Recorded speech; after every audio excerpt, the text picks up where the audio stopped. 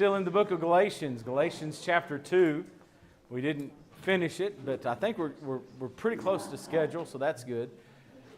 So we left off last week. We were talking about Paul and Peter when Peter comes and he leads some of the Jews astray. Of course, in that group that he leads astray is Barnabas. Now, what does he lead them, or how does he lead them astray?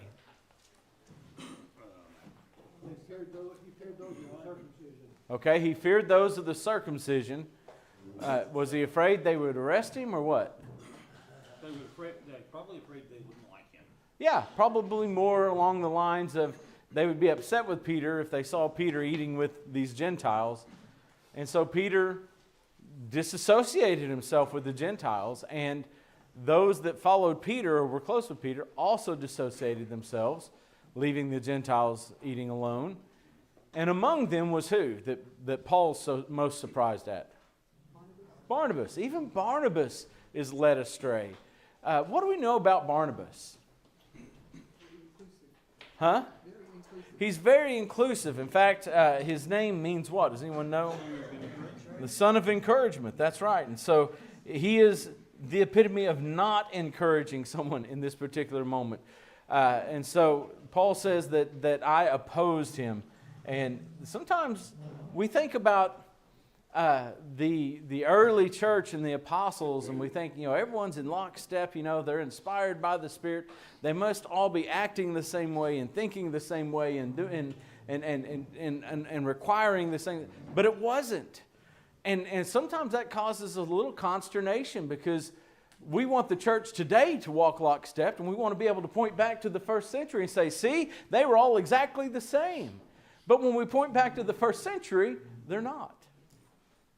Which suggests that maybe today not every one of us will walk that way and think that way, right? And we've talked about it before, even in this Galatians class, is the need to show some hermeneutical humility.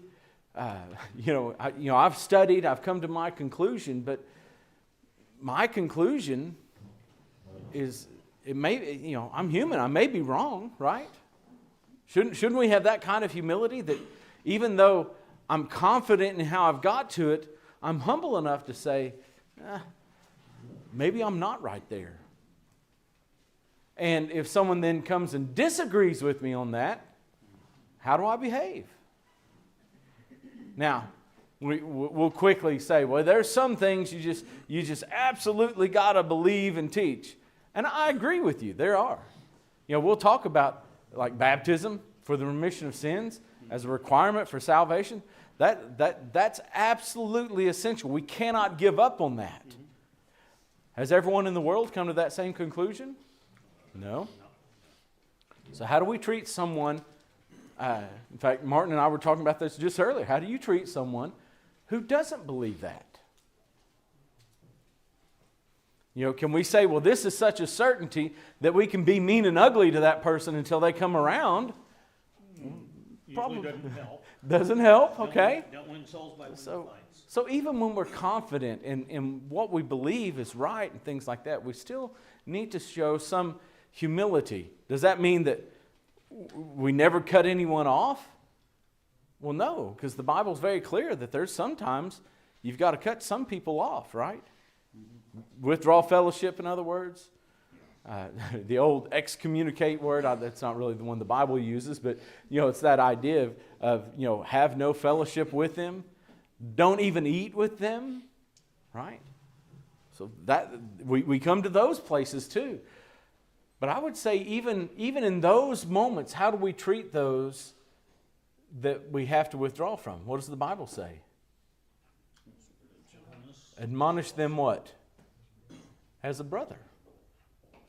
So basically what I would say is at no time are we given leave as Christians to be ugly and nasty toward people, even those that we disagree with, even those that we disagree with over vital doctrines like baptism, like the deity of Christ or something like that. There's some major, but at no point does the Bible give us, okay, you can be ugly to that person because that particular doctrine is so essential. You can just be mean. The Bible doesn't give us that. And so we have to be Christian and loving, compassionate, patient with people. But eventually, there is that point, and someone will always ask me, what point do you quit being patient and long-suffering and withdraw from someone over certain behaviors or something? And I think that's more of a case-by-case basis. You can't just say, well, here's the answer to everything. Look, if someone is behaving badly, but they're willing to put that behavior on hold while they study with you, great. But if they're not even making any effort toward the truth, then their bad seed may hurt the church overall. And by the way, we're talking about Christians who behave that way. We do not withdraw from non-Christians. Understand that. We don't withdraw from non-Christians. Oren? I was going to say, it's kind of along the lines of what you've been saying, but it does seem like there's a certain fragment of the brotherhood that does misconstrue what their idea of sound teaching is with just meanness in a lot of situations, where it's taken to a level where instead of being helpful, it's taken to a level where it becomes unhelpful, but it's done under the guise of this is, sound teaching, Yeah. sound doctrine. Yeah. I like how Paul puts it. He says, I opposed him. Some translations, I withstood him. There's no indication that he, went nuclear on him, on Peter. But what does it say? It says specifically that he stood condemned. That Paul has there's no question in Paul's mind that Peter, what he was doing was wrong. His behavior was wrong. And he had to withstand it, or withstand him or oppose him in that moment, which he did. But you remember, I always think of this and juxtapose this with what Peter writes probably right after the death of Paul. So in 2 Peter 3, probably written around 66 or 67, just before Peter's own death. Paul has been dead about a year or two, maybe at the most.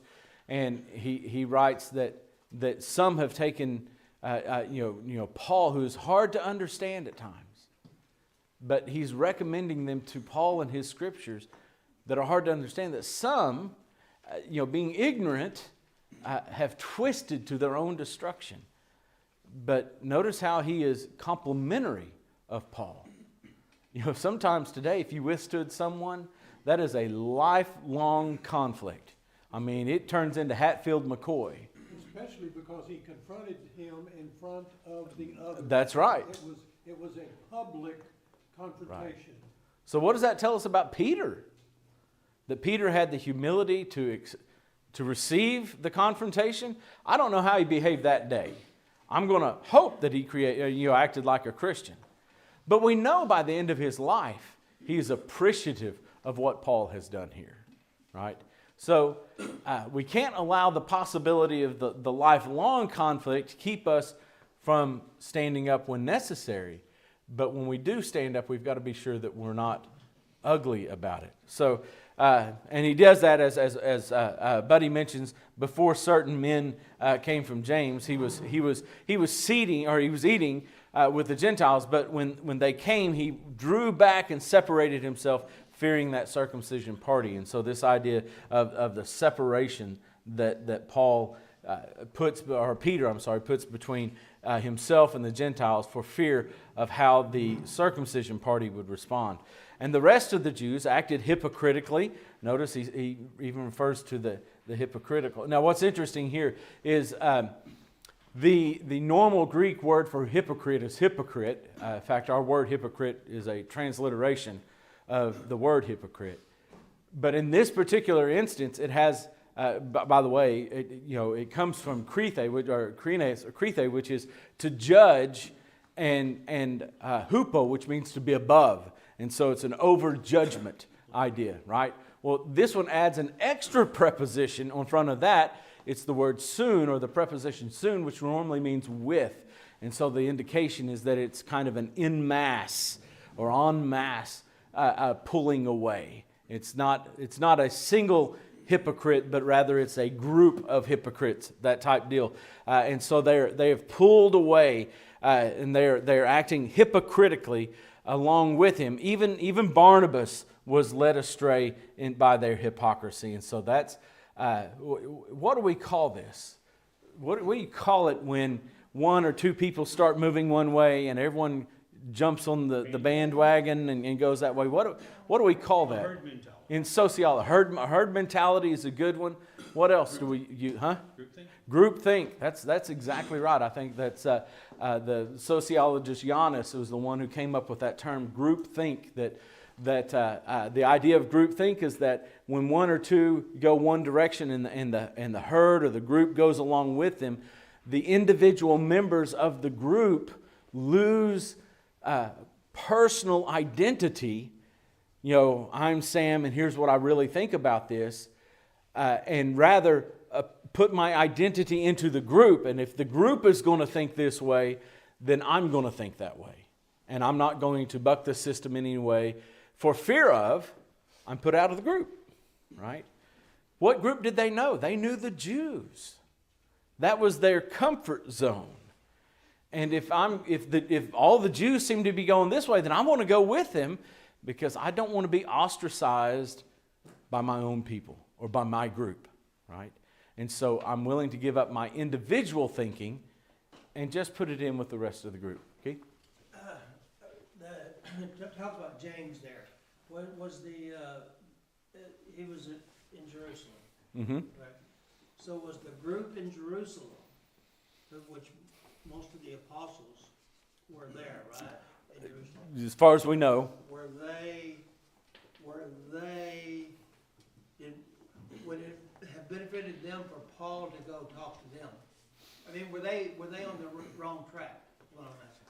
So here again it goes. Because it says it's from James is what I'm asking. Right, yeah, they were sent from James, only meaning it could have been that James sent the entourage up there.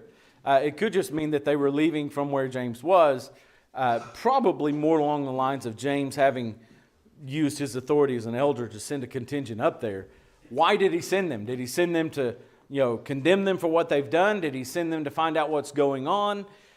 So those are questions. We see that early. I think we mentioned Acts chapter 8 is a good example where Philip is teaching the Samaritans. They believe, they're baptized, and then the apostles that are still in Jerusalem. We know that from Acts chapter 1 or 8 and verses 1 and 2. They're still in Jerusalem, the apostles.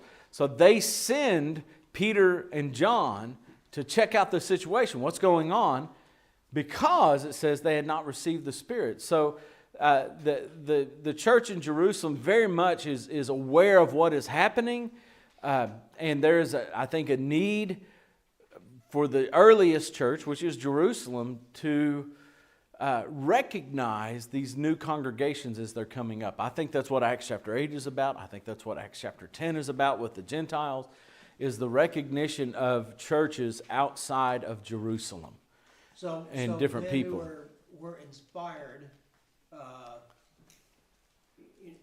individuals were not didn't have everything right. That is a great question, and it's an important question. If you didn't hear what Keith asked, men who were inspired, like Peter, didn't always get everything right. That's a little shocking to us because we think if you're inspired of the Spirit, you'll be right. Look, we are still led by the Spirit. Galatians chapter 5 verse 16. Those who are led by the Spirit walk in the Spirit and things like that. Does that mean we will always be right? Man, if someone who's inspired directly by the Holy Spirit is not 100% right, then should we expect 100% rightness in our walking by the Spirit? No, we shouldn't. And yeah, that's exactly what it means, Keith. I think that is one of a very prescient observation from this context is that here is Peter, who's inspired of God, an apostle, has the ability to lay hands on people, and he has the authority of Jerusalem behind him, and he still struggles. Now, the question, I'll get to you in just a second. The question of, were those in Jerusalem wrong? Or did they have an issue here? There certainly are some in Jerusalem of that circumcision party. And I think that's part of the things that we need to keep in mind here. Not every Jew was part of the circumcision party. This was a faction of Jewish Christians that are trying to require more than what God requires. And they have influence, because Paul's running into it. They will eventually get to Acts chapter 15 where they actually have to discuss it. The apostles, I think, come down on the right side of it, and that's part of their authority and that inspiration. But in that interim, when the church is still struggling with that, it's an issue that has to be dealt with. I think in modern Christianity today, we have that happening, and we have a tendency to just not sweep it under the rug, or we'll just, one side will always acquiesce to the other side because we don't want to get them offended or anything like that. But we don't actually bring it out and talk about it and deal with it. And yet that's exactly what Acts 15 is they come out and they talk about it. See, Orrin, you had a comment? I was going to say Psalm 51 is David inspired writing about remorse for his own sin. Yeah.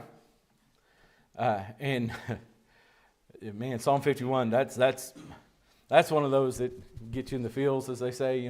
That's a tremendous song.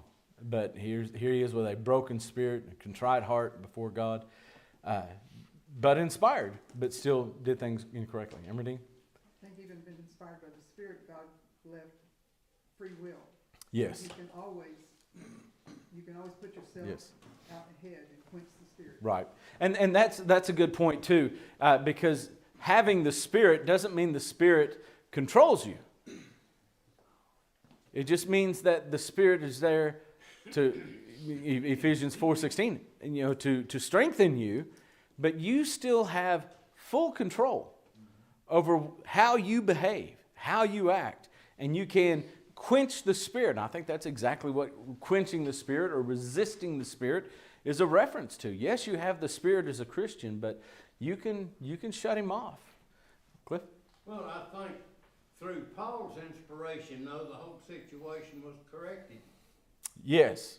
So still being inspired had something to do with it. Almost like Paul was willing to listen to the Spirit when Peter was not, type Right. deal. But I view that as the same as the problem of racism that we've had problems with for a couple of 100 years. Okay. The Jews didn't want to have any contact with the Gentiles. I don't think the Gentiles cared one way or the other. Probably not. The Jews are strange people. Yeah. But the whole thing was because of the old law and the Hebrews being God's chosen people and so on, it came to a point where we had a race problem or the same type is what we call racism today. And I think that was what caused the biggest part of the problem was the Jews they just couldn't turn loose to the old law. Yeah. Partially, but not totally. Well, And we see that happening in a lot of things today. think about what the old law did for the Jews. It gave them a special prominence in the eyes of God. And the gospel come to the Jews first, and they Yes. rejected it. But the whole of Christianity is breaking down that wall of separation. And so all of a sudden they're cherished elite status in the eyes of God. And I think they didn't understand what that really meant, but that's how they saw it. And so that was being taken away from them. And they didn't like that. And I think that was a big part of why they reacted that way. Paul said, when I saw their conduct was not in step with the truth of the gospel, I said to Cephas before them all, this was the one I meant to underline, before them all or before witnesses, if you, though a Jew, live like a Gentile and not like a Jew, how can you force the Gentiles to live like Jews? All right, if you, Peter, as a Jew, no longer live like a Jew but live like the Gentiles under a different law, the law of God, this law of morality, law of Christianity, how can you then turn around and make those who are Gentiles that you are living like now, without that connection, why are you trying to make them live like a Jew that you won't even do? For Paul, looking at Peter, it was like, what? This is hypocrisy of the highest order. In fact, if you wanted a definition of hypocrisy, that's it. If you're one thing and don't live like that, and you call others that are not that and make them live the way you should have, if you were still living that way, that is hypocrisy. We ourselves are Jews by birth and not Gentile sinners. And I don't think that Paul is using this phrase Gentile sinners as in a derogatory way. I don't think for him, he means for us to take it that way. He's just simply saying, from the Jewish perspective, when you talk about Gentiles, they are sinners. Now, if we are Jews by birth, with your understanding of being, in this special position with God, and you look over here at these Gentiles who are sinners at birth, we're not like that. Yet we know that a person is not justified by works of law, but through faith in Jesus Christ. So we also have believed in Christ Jesus in order to be justified by faith in Christ. Not by works of the law, because by works of the law, no one will be justified. And so we have this phrase, or this idea of the law, it's by faith, it's not of the law, and it's not by works of the law. And man, when you come to Christianity and theology and the separation of churches that you see, a lot of the discussion centers around this idea of law and works and faith, right? So if we were going to put something in here, it's the idea of law, works, and faith, right? Faith, works, and law. And so you have one extreme which says that there is no law at all, or what we call antinomianism or antinomianism. This comes from the Greek nomos. You can see that here, which means law, and anti meaning that there is against or no. So the idea of against the law or no law, antinomianism. This is very prevalent in Christendom because they like to say there's nothing you have to do. You don't, Calvinists, for example. John Calvin was very much an antinomianist because he did not believe there was anything you could do, one way or the other, to impact your salvation. You are either part of the elect or you're not. That's it. Well, how do you know? Well, in application, you don't. That's what it really came down to. In application of Calvinism, you didn't know if you were saved or not.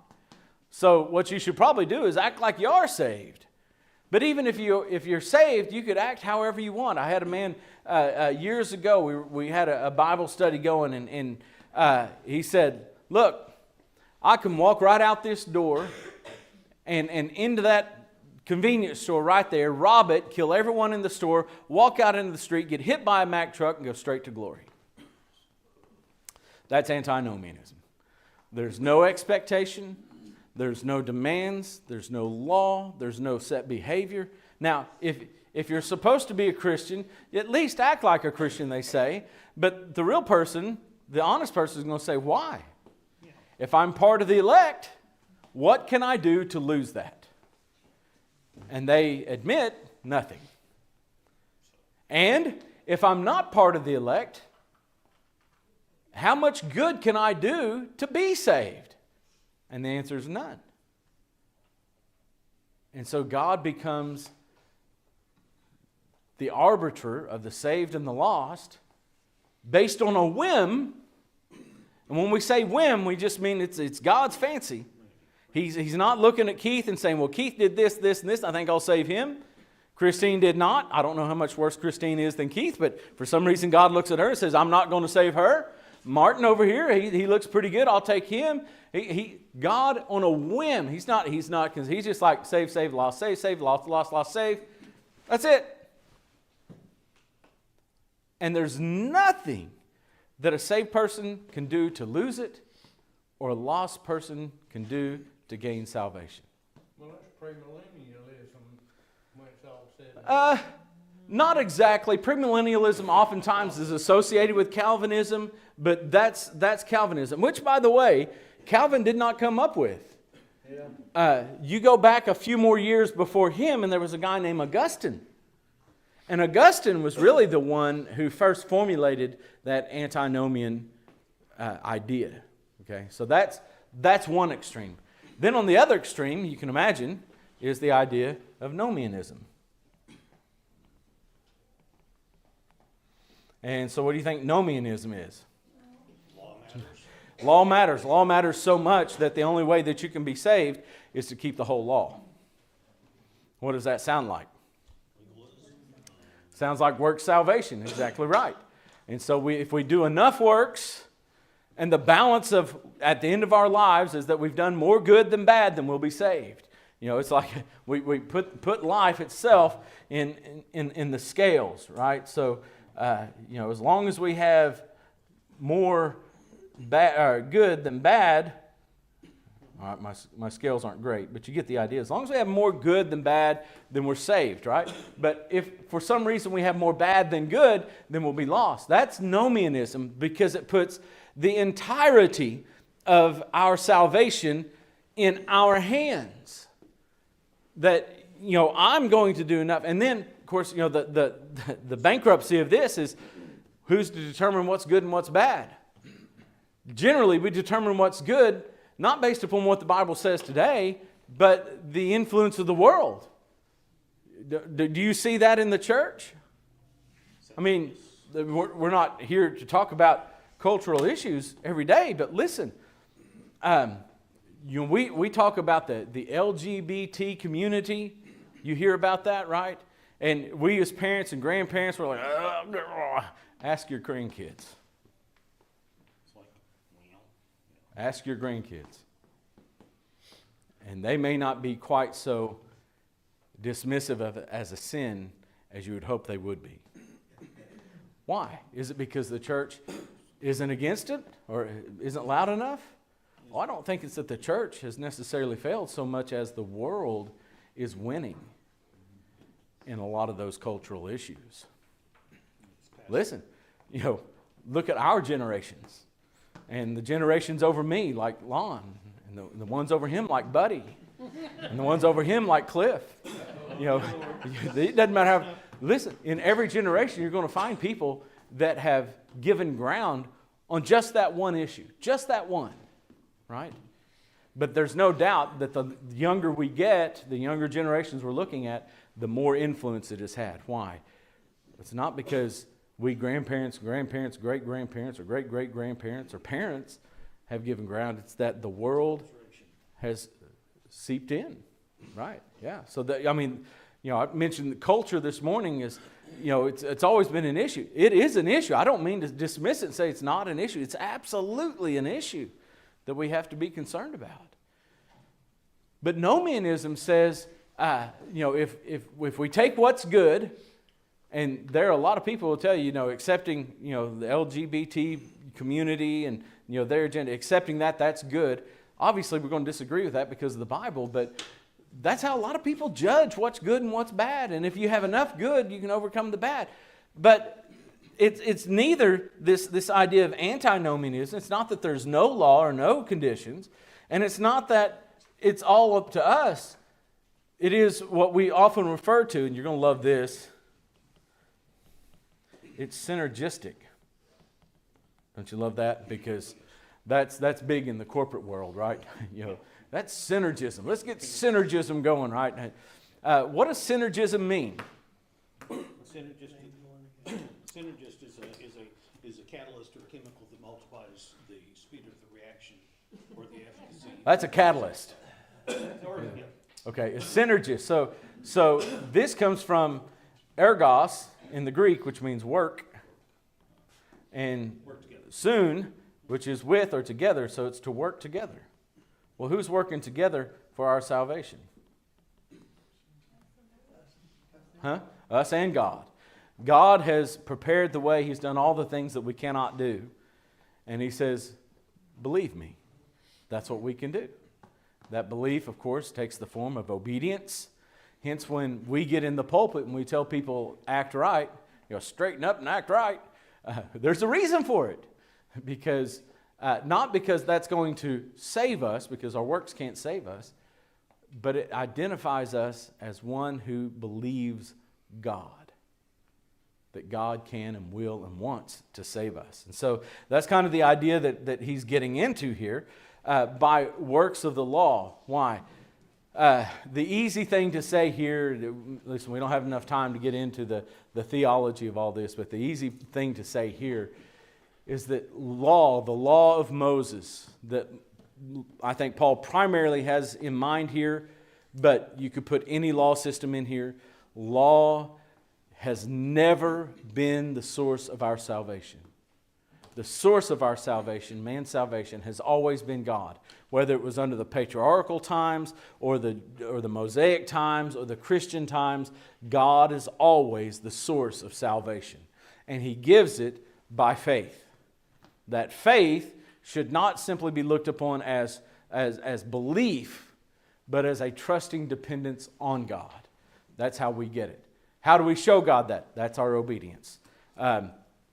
John 3 is a good one to pull in here. John 3, 34 through 36, especially in verse 36 when he talks about those that believe will be saved, but those that do not obey will see the wrath of God abide upon them. And there, in that context, Jesus puts belief and obedience together as synonyms. He uses them in a synonymous parallelism, meaning that obedience is faith and faith is obedience. And if you try to separate the two, you destroy the purpose and power of both of them. Jack? It gets real confusing, though. You said that you're not saved by works, but when you read, it's like there is a works of the law, there's a works of merit. There is also a works of righteousness. Like in James, the second of James, you're saved by your works and not by faith only. It's the things that you do that God says to do to be right before Him that you have to do. So Yes. there is a works there of righteousness. Absolutely. There are works that must be done. But even those works do not become the source of our salvation. God remains the source of our salvation. Because you did what I asked, I save you. That mentality. If you don't do what I asked, then God will not. I've made all the provisions for you, but you don't believe. You've not responded. And therefore you will be lost. Because it all comes down to sin, right? That view of sin. We understand how bad sin is and that a holy God cannot abide my sin. So I have to, something has to be done about my sin. Well, I can't do it myself. God made all those provisions to deal with my sin, to make a pathway for me to come to Him and gain that fellowship that we lost in sin. Did I see a hand up over Cliff? What Jack's talking about and what the law that these works are talking about are actually two different things. In as much as this was the old law that was nailed to the cross of Christ, and so continued to work under them wasn't going to do anybody any good other than maybe have them being a good person. Yes, and that's why I said primarily he's talking about the law of Moses. But I think you can put in here any law system, because there is no law system that justifies us. God must justify us. Well, but Jack's right about James 2:24. Yes. Quoted, if we have faith, that means we believe. You can't believe without faith. Kind of like a chain being hooked together. Yeah, that's like saying you can't have a chain without having a chain, though, because faith and belief are the same thing. But you will do good works if you have that faith and belief in right. God. Yes. But if we had super faith, the super faith still is not what is the source or the power of our salvation. It always goes back to God. Right. And that's what we want to do is tap into that power of God for our salvation. If we have no faith, we're not there. Right. Okay, I know that doesn't exhaust us. We're supposed to get into chapter 3 today, though, so we've got to keep going. If in our endeavor to be justified in Christ, we too were found to be sinners, is Christ then a servant of sin?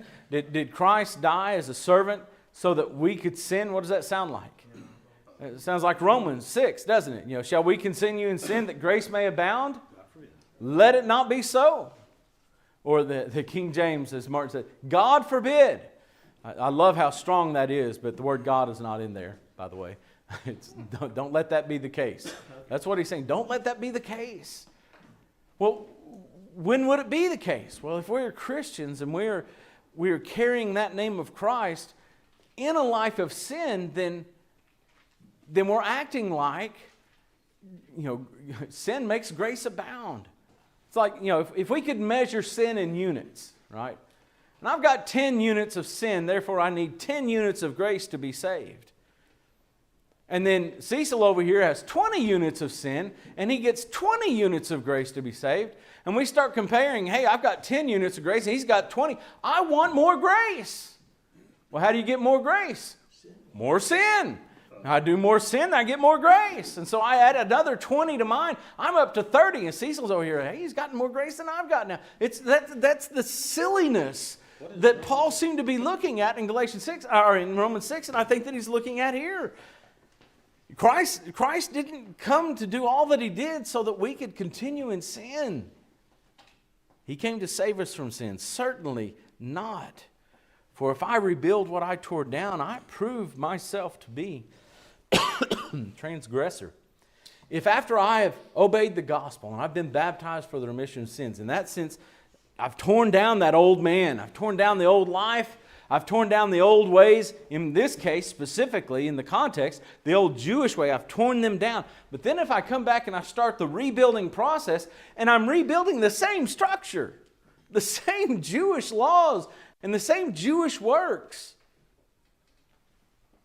then I've not gained anything.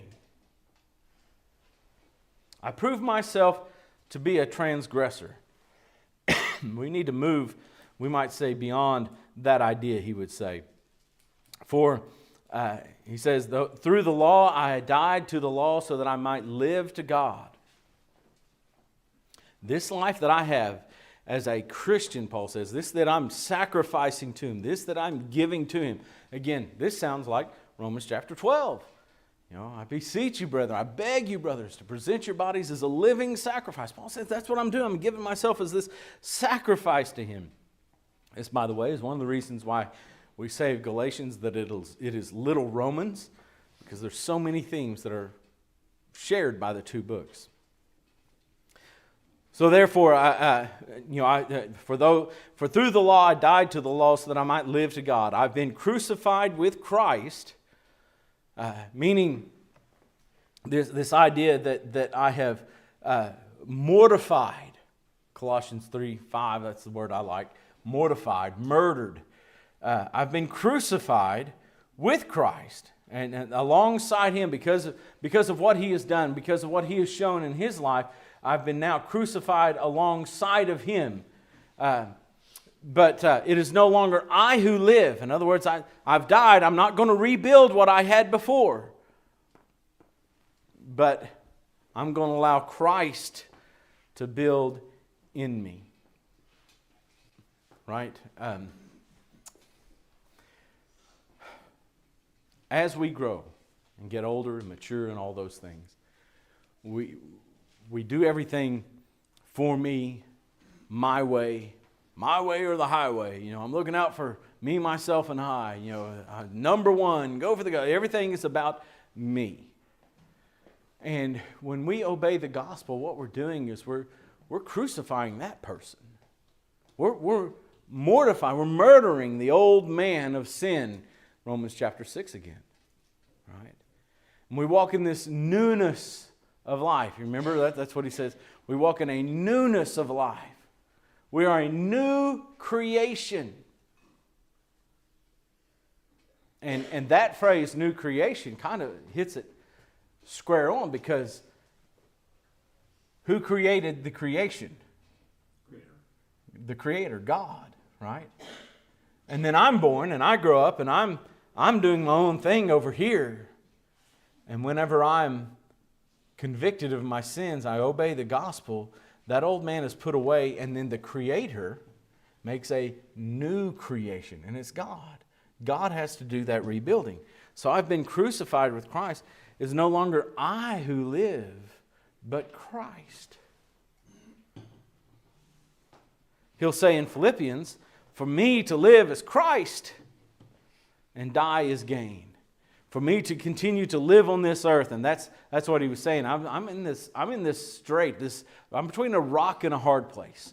On the one side is for me to continue on this earth and live, and on the other side is for me to get to die and go to heaven. And notice how he views death as a victory. That's the ultimate reward. Slough off this life and its pain and its turmoil and its temptation. So I'm in the strait betwixt two. For me to live is Christ. That Christ will be living in me. It's not me doing my own will. It's me doing the will of Christ, which is better for you. I'll take the hit for your sake, and the hit is me staying here, or the other, which is me to die. And you read, maybe you don't, but when I read that, I read excitement in Paul's voice at the thought of dying. Excitement at the thought of death. I don't know how many of us have excitement at the thought of death nowadays. It depends on how hot the day is. Okay. That's true. But you get the idea that Paul says, for me to live is Christ. It's no longer I who lives, but it's Christ who lives in me. The life that I now live in the flesh, I live by faith in the Son of God. Now, let me ask Jack this question, because he's getting to the right point here. When he says by faith, do we think that Paul is not doing anything as far as obedience to God? Of course not. Of course he's doing those things, because he understands faith and obedience to be tied together as one. You cannot separate faith and obedience. They're one. If you say, well, I've got faith, but I'm not worried about obeying, well, then you don't have faith. Well, I'm obeying, but I don't really believe in God. Then you don't have faith. You're not really obeying when you were told to believe. Right? And that's what Jack was getting at a moment ago, is this idea that works are absolutely part of it. You can't separate acts of obedience or works of obedience from faith. And I don't think Paul is here when he says by faith and by faith and by faith. He's not separating the two. He's understanding you can't have faith without obedience. And you can't have obedience, true obedience, without faith. That's like, that's having a chain without a chain. Yeah. Remember, it said many of the Pharisees believed what they would not confess, so they believed, but they didn't obey. That's right. They believed but did not obey. So, they... Well, I'm saying you can believe. Yes, okay. And not obey. You cannot have saving faith. All right? Pretend everything I said about faith a moment ago was saving faith. You cannot have saving faith without obedience. Right. And you cannot have true obedience without believing. So you have to have them both in order to be saved. Yes, you can, the devils believe and tremble. They even have the works of trembling, but they're still not saved. So we're understanding faith here to be a saving faith and not just mere assent. Keith? But even if we do everything, that does not require God to save us, because that we can't be earning our faith. God, it's always God's grace. Yes. It's through God's grace, and He's made the path available for us to be saved, and that's because of His grace. We never earn it, and He's never required to save us because we've earned it. Right. He saves us because of His grace. Absolutely. I think we can finish this. See, so I live by faith, and my faith is in the Son of God, who loved me and gave Himself for me because of what He has done on my behalf. And I do not nullify the grace of God. What does the word nullify mean? Erase. Right, erase. Erase, set aside, make it non-effective. I don't nullify the grace of God. Well, how would He nullify the grace of God? For if righteousness were through the law, then Christ died for no purpose. I don't nullify the grace of God by faith that obeys. In other words, I'm not earning, as Keith was saying a moment ago, I'm not earning the salvation that God gives me because of my works of obedience and faith. I do my works in obedience of faith because I want God's grace. And doing it for that reason does not nullify God's grace. It doesn't set it aside. In fact, doing it that way depends on God's grace. I believe and obey because I think God's grace is there and it will save me. Not because it forces Him to save me.